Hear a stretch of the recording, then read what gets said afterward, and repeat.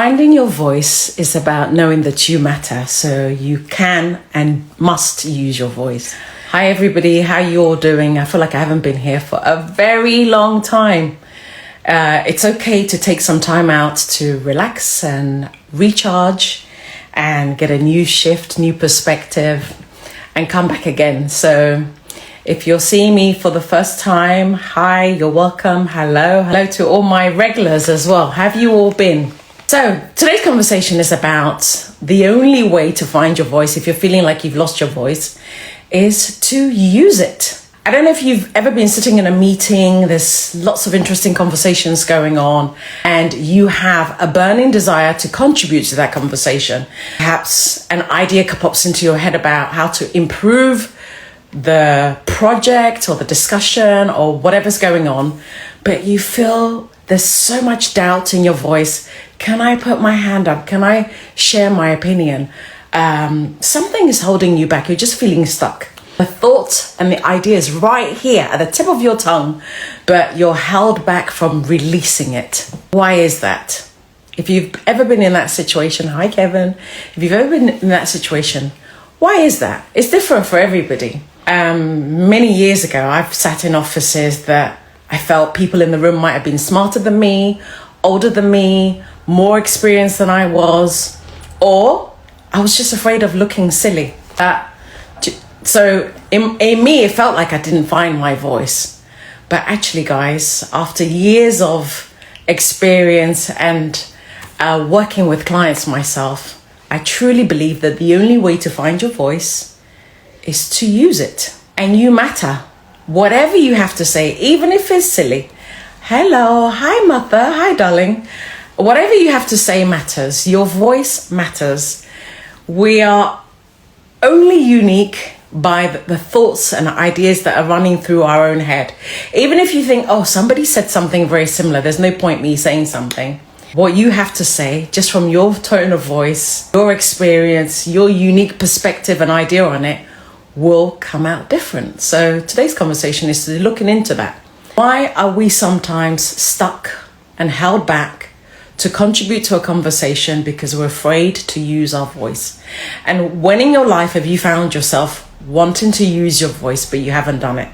Okay, so we've looked at the professional world, but sometimes it's in our personal life as well. You might have a suggestion or an idea or an invitation for lunch or something, and it doesn't really suit you, but you're too scared to say it. Have you ever found yourself in that situation? Hi, Rosie. Have you ever found yourself in a situation where you're amongst a group of friends, maybe they're all saying, let's do this, or let's go here, or let's eat that, or let's drink that. And in your head, you're thinking, I don't really want to do that. But you're afraid to voice it out. What is that fear? What stops you from voicing out your thoughts and opinion?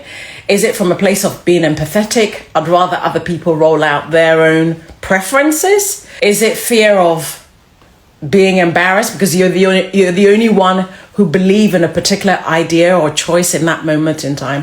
What is that about? When you don't use your voice, what is in your way, or what are you thinking, or what's holding you back? Guys, please comment. Please, let's make this an interactive session. I haven't been here for a while and I kind of miss hanging out with you all. So let me know your thoughts. What are the instances in your life that you don't use your voice? Sometimes it's fear, Kevin says. Give us a bit more information, Kevin. Fear about what? Fear about yourself and your own self-doubt. Fear about other people's thoughts and opinion about what you're going to say. Fear about maybe feeling like you're saying the wrong thing. What is the fear, Kevin? Rosie said, scared of what people are going to think. Yes. Rosie, you're not alone in that. The fear of what people think, I think, is one of the biggest fears of all times. Fear of what people are going to think is what stops many people sitting in offices and in jobs and in relationships and in friendships and doing many things that they don't enjoy. But the idea that, wow, if I quit this job, what's my friends going to say? If I leave this relationship, what's my mother going to think? The fear of what other people think is one of the greatest fears of all. Rosie, is there something recently in your life that you wanted to do, but you didn't do it because of the fear of what other people will think? Martha is saying, sometimes thinking of the backlash of raising my voice may be bigger than not just saying anything and getting on with it. Absolutely. You know, fear has been described as false evidence appearing real. The fear of what you're thinking is way worse than the reality, and actually it's not even real, right? You're worried about raising your hand or raising your voice, speaking your thoughts, and thinking that people are going to respond negatively. Usually when we're afraid of the fear of what people think, it's a projection of they're going to think something negative, but not necessarily. Sometimes if you're brave enough or courageous enough to use your voice to contribute, someone might thank you, someone might celebrate you, applaud you, someone might think, damn, why didn't I think of that? That's a bloody good idea. Someone might think, I'm so glad she spoke up. I was thinking that, but I was too scared to say it. Thank God she's the one that was brave enough to say it. So yeah, definitely. We're assuming that there will be a negative backlash, but what if the response is positive? I love working with corporate professionals and entrepreneurs to empower them to use their voice with confidence so that they can make more impact and more income. Very often in a corporate world, the people who get the promotions are not necessarily the smartest ones or the hardest working ones. They're the ones who are sitting in the meeting and speaking their thoughts and opinions and contributing to the conversation. Back at their desk, they might not be the most capable, they might not be the most competent, they might not be the most hardworking, but in the face of everybody, in the meetings and in the moments that it counts, they have a voice and they're not afraid to use it. They're not afraid to say something that might be ridiculed or make mistakes or look arrogant or overconfident. They're simply, the people that get ahead are simply the people who use their voice. And I want to suggest something to you. You know, today's conversation is about finding your voice and using it. I want to suggest something to you. In moments that you think, oh, damn it, I've lost my voice, I don't know what to say. You haven't lost it. It's there. The thoughts are flowing. The ideas are there. It's just you're afraid of looking silly or worrying about what other people are going to think. What if we can flip it? What if we can make it silence is the thing that is embarrassing. Silence is the thing that you should be afraid of. Not expressing your preferences, your opinions that you have them. It's not like you don't have them, you have them, but you're not using it, should be the thing that actually we're embarrassed about. Damn, I was sat in a parents' meeting. I felt maybe whatever the ideas were suggesting was not the best, and I had another idea, but I didn't suggest it. What if we can make the shame about us not using our voice in any moment in time? So Kevin asks, why do you think we as UK, did you mean UK, always look at the negative side instead of humans? Why do humans always look at the negative sides? I think looking at the negative side, or looking at fearful things, or looking embarrassed, is more natural than the other way, Kevin. It takes a lot more practice and a lot more intentionality to choose to see things positively. You know, human beings, I don't know, like, if you study our history and our past, maybe that's what kept us safe. Maybe that's what kept us safe, being aware of more negativity than positivity. But now we know that that's not necessarily true, and that there is always negative and there's always positive, and where your focus goes, your energy will flow that way, and you can decide to choose to find the positive in everything.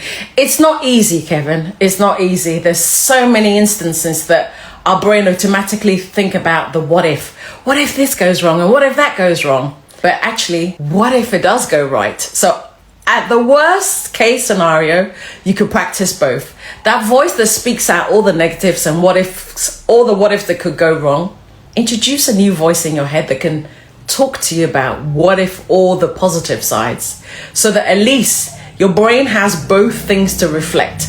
That will give you a better balance. Martha is saying, I believe that we're actually programmed like that. Negative first before we see the positives. Absolutely. It's exactly it. Look, I've done many things in my life that I've presented to my loved ones. So for example, many years ago, I decided to move out of England. Everybody's concern was, oh, what if this goes on or what if that goes on? Very few people say, yeah, you go for it, you know? And that's people who love me, believe in me, are my cheerleaders because they feel safer with proximity, with me being close, to see me regularly. Hi, Mandy. Hi. Yeah. So, guys, I want to know, what other instances have you been holding your voice in?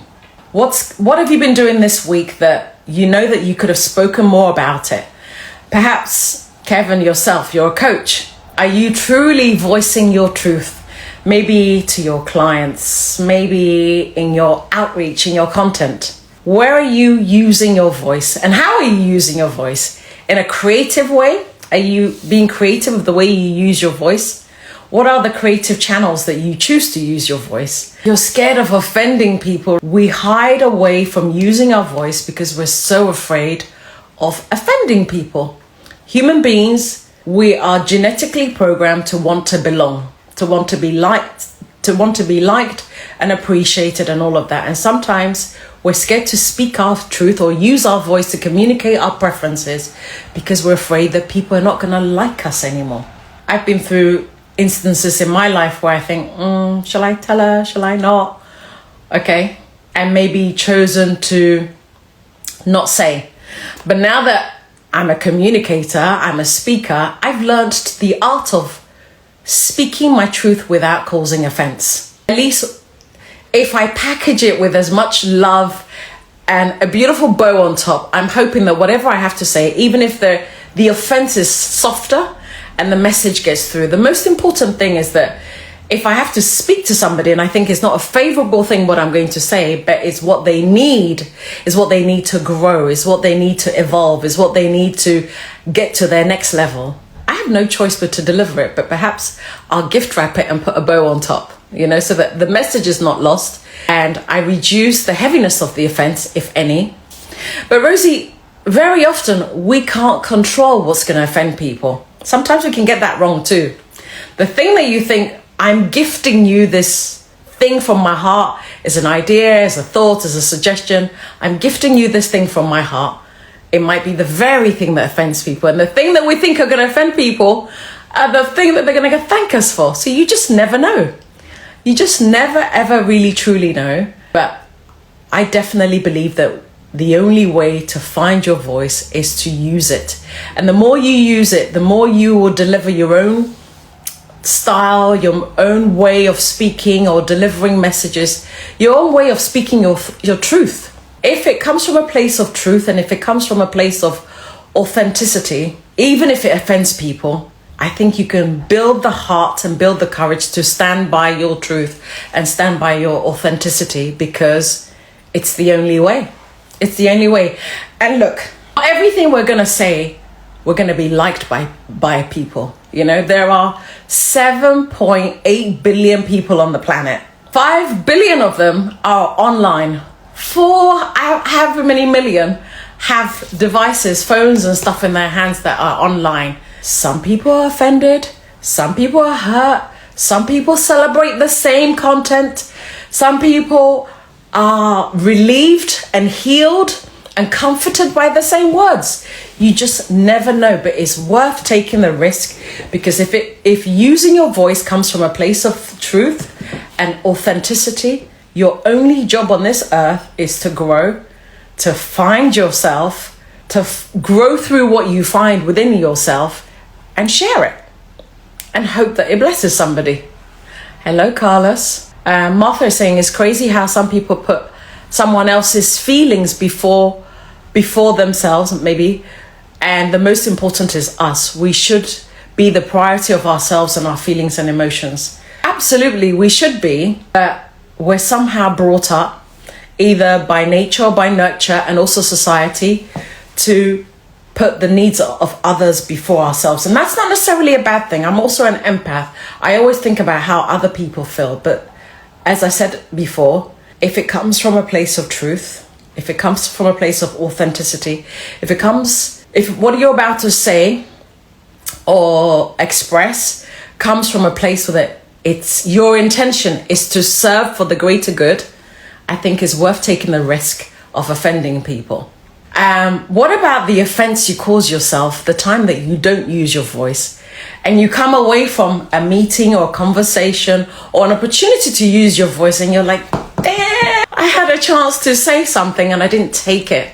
How does that feel versus speaking out and maybe being embarrassed because you didn't say it perfectly or it wasn't well received? What about the reverse? What about the reverse in moments or instances where you had the opportunity to speak and you walked away and didn't say a thing and you're tormented by it? What the hell is wrong with me? That was a perfect opportunity to express whatever it is.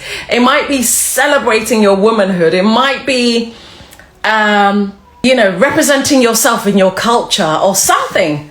But you just thought, no, I don't want to say that because they're going to judge me or I'm going to offend them or this or that negative chitter-chatter going on in the head. And you have to live with the repetition of, what the hell? I missed the perfect opportunity to raise my hand, use my voice and share something, gift someone something. We all carry ideas inside of us. Some of the ideas we implement them ourselves. Some of the ideas, they're just traveling through us and it's our job to just voice them out so somebody can grab it and implement it. You might not be the person who implement it, but you might be the voice that echoes the idea, that speaks the truth, that somebody, and actually, do you know what? Sometimes when people are offended, initially they're offended, but afterwards, when they go away and the words and the thought and the ideas permeate through them, they realize the gift in it afterwards. Not every gift or a spoken word do you receive it as what it is in that moment of truth. Sometimes you have to ponder over it, you have to let it marinate, and then later on you get the goodness of what that person's voice stood for. Okay, so let's talk about voices that you admire. What are the voices, or who carry the voices that you admire? It could be a voice in spoken words. It could be an artist who expresses themselves. We're talking about the only way to find your voice is to use it. But when I say voice, I'm talking about creativity as well. We have different ways of channeling our voice. Our voice can be in singing, our voice can be in spoken, our voice can be in written text. What are the ways that you're comfortable using your voice? So if there are areas of your voice or getting your voice out there that you're uncomfortable with, what are those? Put in the chats, guys, I want to know, what are those? For example, I'm way more comfortable writing. I love writing. I think I have a way with writing. I can express myself beautifully by putting things down in the form of content, in my diary. Sometimes when I journal and, a few days or a few weeks go by, I pick it up and I read it. I'm actually amazed that stuff channeled through me. I'm not so good at communicating in words, although some people say I am. I'm not bad, but I can communicate in words as well. But my zone of genius is actually in writing. So what is your preferred way of using your voice? Because when we talk about using our voice, it's not only on stage. Sometimes we think about speakers as a speaker who's a public speaker who's on stage. We all have our own stages. This right here might be my own stage. Your stage might be literally picking up a phone call and telling a friend about how you think about something. Exactly, Marie. Cooking. Cooking is a beautiful way of speaking. A love language. I am also obsessed with cooking. I love cooking, although I don't cook so much now because currently I'm living with my mom and she does a lot of cooking. So yes, cooking is a very good one. What other ways can you put out your voice? Anybody that expresses themselves through dance? How do you express yourself or find your voice through exercise? Tell me more about it. I want to know more about it. I also enjoy exercise. Some of you who follow me will know that I do a lot of exercise and I love Afrobeat music, and I do a Azunta box, which is like a boxing exercise, and African dance basically, and it's amazing. The music, yes, definitely. When I'm not feeling all of my power, the music can energize me and get me going. So yes, music is a great way to find your voice. And actually sometimes also I've shared particular tracks with loved ones as a way of using my voice. So if a particular music resonates with me and I think that's what that person needs to hear, because musicians are amazing. Not just the instruments, but also the ability to write words in a certain way. Sometimes music say it better than I can ever say it. So we can find our voice, we can express our thoughts and our feelings through music by selecting the right music and sharing. I post a lot on Instagram, and sometimes the text alone is bland, is boring, is nothing interesting. But the minute I add a bit of music, wow, it comes to life, it's expressing something else. So music is also a great way of finding our voice and expressing ourselves. Recently, I traveled. I took some time out to travel, and I tried something completely new that I've never done before. I did my first ever cruise, and initially it was quite overwhelming to be on a ship with so many people. When they started it, they did the launch party, so everybody was on the deck. It felt like, holy moly, this is literally a floating city with so many people. And I was amazed, not just of the first time experience, but the whole logistics and the mechanism to go with it, from 800 crew to all the number of restaurants, gyms, galleries, like so many facilities, and the thought pattern and the genius behind traveling with so many people, needing to shower, to eat, to sleep, to dance, to be entertained, all of this. And everybody having a voice, having a preference, and expressing it. Whether in room standards or quality, whether in meal preferences. And I was amazed. And the staff also was so good. I don't know what training and discipline they go through, but so many of them remembered our names, which really made an impression on me.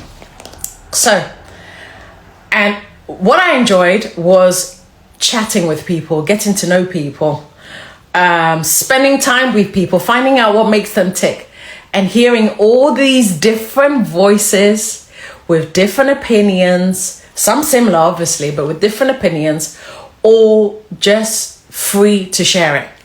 And when we're on a paid experience or an exotic location, it's funny how easy we are to put our hand up and say, oh no, I want this or I want that. If you go to a restaurant, you're given a menu, you're able to select what you want by expressing it.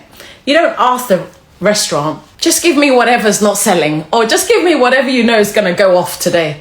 We're quite comfortable to say, today, do you know what, I'm going to have the grilled steak, and how do you like it? You're not going to say, well, I'm scared to say, you choose for me. How should I have my steak? Right?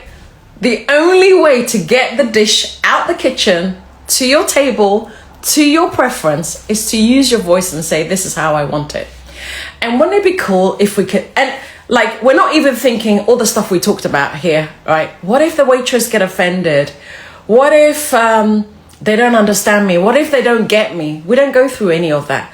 So can we start finding a way to use our voice where it's just like you go to a restaurant, you take the menu, you're allowed to be there, you're welcome to be there, you have a sense of worthiness that you deserve to be there, and you order the meal that you want, and they give you the choice of how would you like that done, and you say, well, I like my steak medium well.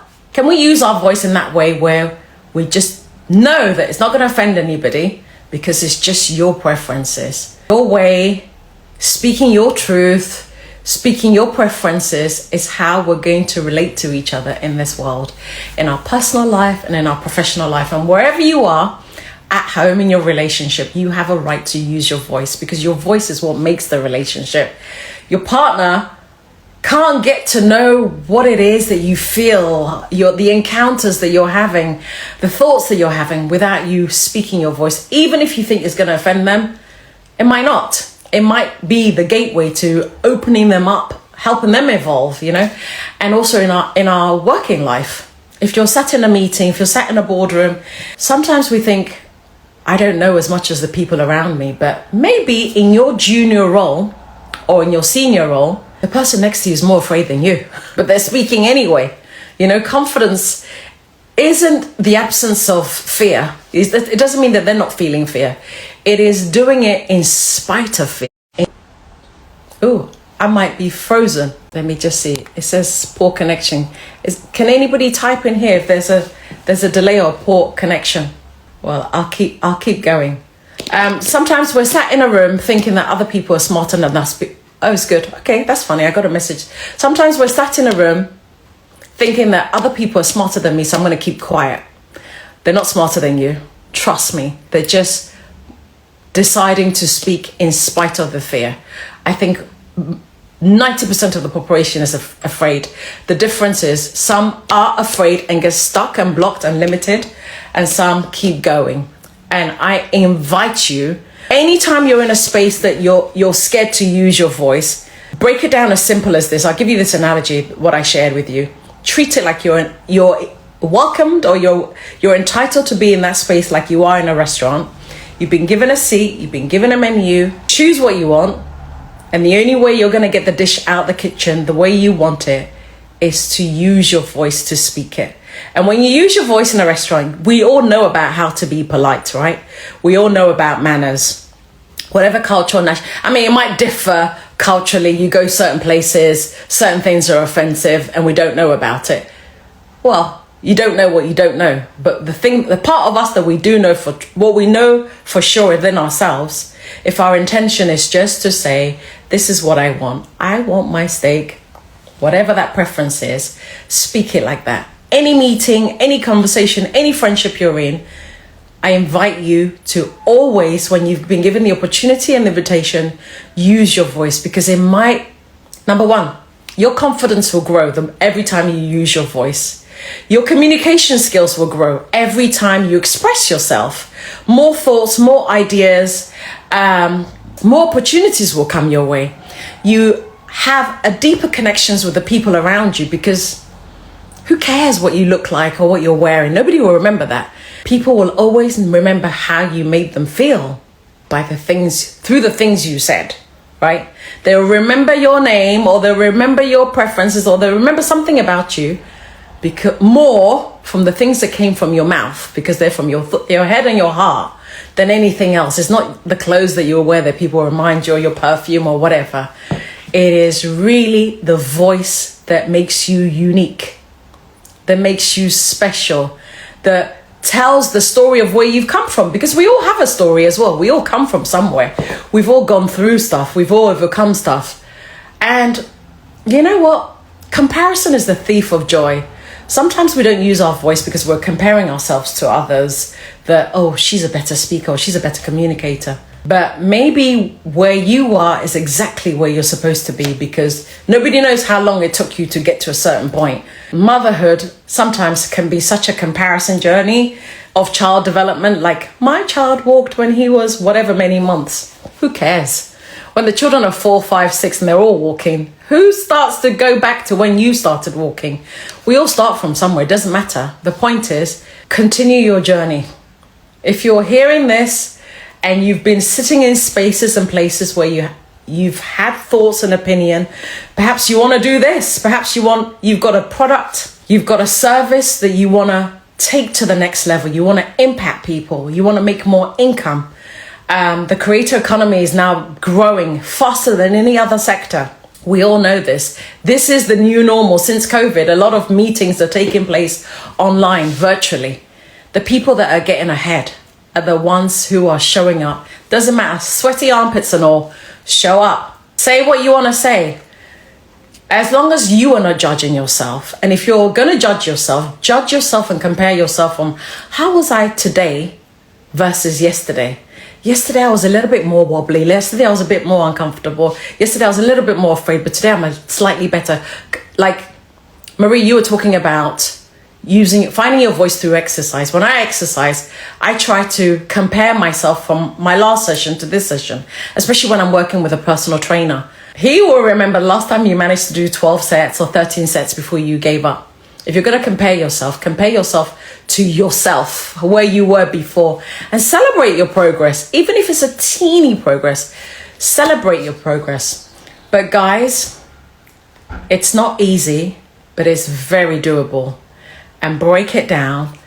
If going live, using your voice in a meeting, in a corporate setting, in your relationship. Some people are sat in an intimate relationship and they're afraid to tell their intimate partner what they think about something, how they're raising the children, where they're going on holiday. They're just scared to offend people all the time, especially women.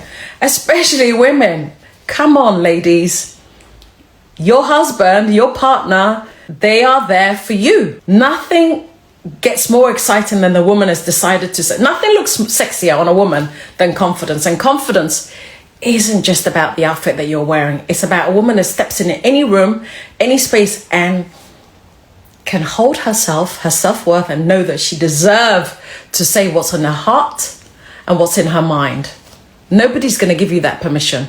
You know, you can hire the smartest coaches, the greatest speakers. You can plug into endless self-development education, and I really believe that helps as well.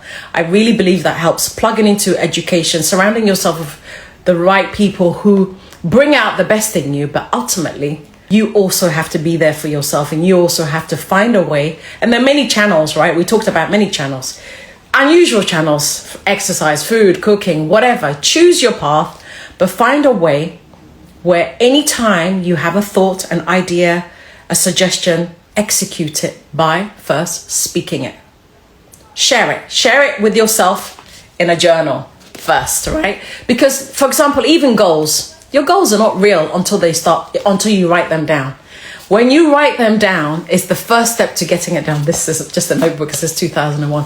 When you write the idea down, the goals down, that is you breathing life into your goals. Write it down first, and then every day you look at it and maybe rewrite it or read it and think, is this still something I want? Because from the beginning of the year, the things that we think we're going for and we really wanted, maybe as months go by, they fall off. It might be your habits and commitments that didn't support it. That's the reason why it fell off. But it might be that, oh no, I've changed. I thought doing whatever it was super important to me. Like, I thought learning Italian, Ale, was super important to me on the list of priorities. I haven't got it done because it doesn't appear on my daily goals list. I don't make it a must. But the minute you start speaking into your goals, writing them down, you know, breaking them down, getting committed on it, that's when anything comes to life. You know, when we come into this earth for the first time, what do? Is the baby breathing is what we ask. And when somebody is no longer here, it's the end of breath. The only time you don't have a voice, even a newborn baby, the way it enters the world, is a smack on the bottom so that we can hear their voice. And that voice of a baby is what? It's cries, right? They cry, and we know that, that kid has a voice. And from those cries, before it learns to speak, it talks to the mother through cries. Crying means something's wrong. They need a nappy change. They need food. They need this. They're uncomfortable, or they're just growing and they're in pain. Your voice is the same way. When we get older, we find a way of communicating what we need and want through our voice. And I invite you, if you're listening to this live, you're watching the replay, if you're here with me now, I invite you every single minute of the day, when you're called to, step into the courage of using your voice. You haven't lost it, it's there. The only way to find it is to use it. And if you need help in empowering you and allowing you to use your voice with confidence, reach out to me in my DMs. Thank you so much for being here with me, Marie, Rosie, Ale, Kevin, and Christian, and everybody who joined. And together, let's start by using our voice, finding our creative outlet, and there are many, and just celebrating the uniqueness of this life, because this period is transitional. I don't want to be morbid or anything, but this period is transitional. I believe that our souls always have a way of communicating, and we never really truly die. Nothing really truly dies. But the time that we have a voice to speak in this format is limited. And while it is transitional, every opportunity you get, find a way of using your voice. And the only way to do that is to just express yourself. Okay, lots of love, guys. Thank you. Bye.